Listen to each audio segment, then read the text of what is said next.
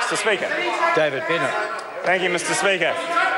Mr. Speaker, the speech that we heard from Andrew Little was much better than 2 days ago. I actually think that was a better speech than what he delivered on budget night. It was too little, too late, but it did come from the member from that party.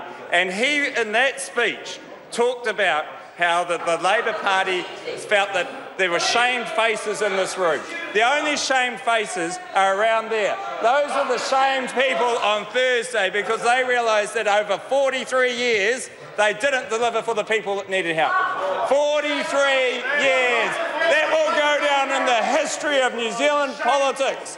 43 years it took, and no one Labor government did a thing for those people. Come into this room. Every day they come into this room, they preach high and mighty, say how they're looking after people in need and vulnerable communities, all that stuff. Do they deliver for them? No, they do not deliver. Andrew Little does not want to do that. And what does he want to do, though? What does Andrew Little want to do? He wants to take away the superannuation from hard-working New Zealanders. Hard-working New Zealanders that have spent a lifetime working, and when they retire, they look forward to their superannuation. And Andrew Little wants to take that away. He wants to take away the superannuation from New Zealanders. He's had 2 days to reflect on that and still believes in it.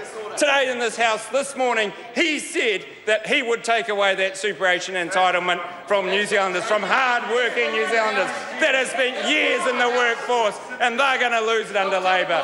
New Zealanders understand and expect that from the Labor Party now. But their grand plan is to give you $1,000 in your KiwiSaver. Grant Robertson said that he would do that. He would reinstate this policy. The Labor Party this morning have said that they would reinstate this policy. But their idea of reinstating this policy is because under good economics, it will make you feel good if you've got $1,000 in your account. Good economic policy, according from that last speaker, Mr. Clark, who didn't come back to Hamilton after his last visit, actually it believes that if you feel better having $1,000 in your account, that is good economics. Well, where does that money come from, Mr. Clark, when you've got budget deficits? You're having to borrow that $1,000 to put in somebody's account to make them feel good. Is that good economics?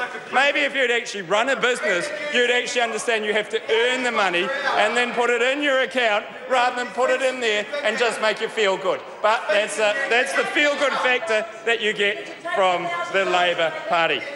But Robertson, he went out, Grant Robertson, he said that after the budget that they're going to reinstate that. Didn't talk to his colleagues, didn't talk to them at all, just came out and said it.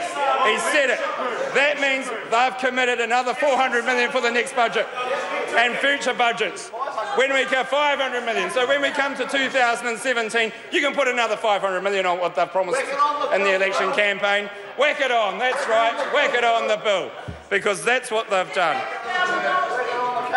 And Mr. Little, when he was talking, he mentioned superannuation constantly during that speech.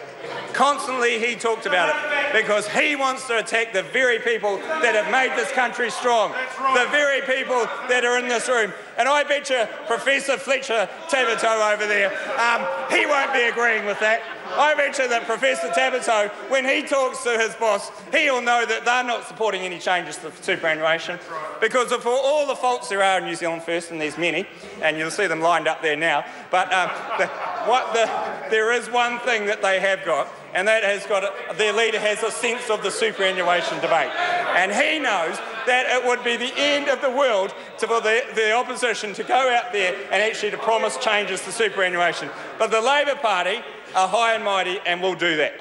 It's a bit like the capital gains tax. I remember the Labor Party promised the capital gains tax. Then they lost the election. Then they said, no, we're not having a capital gains tax. Point of order.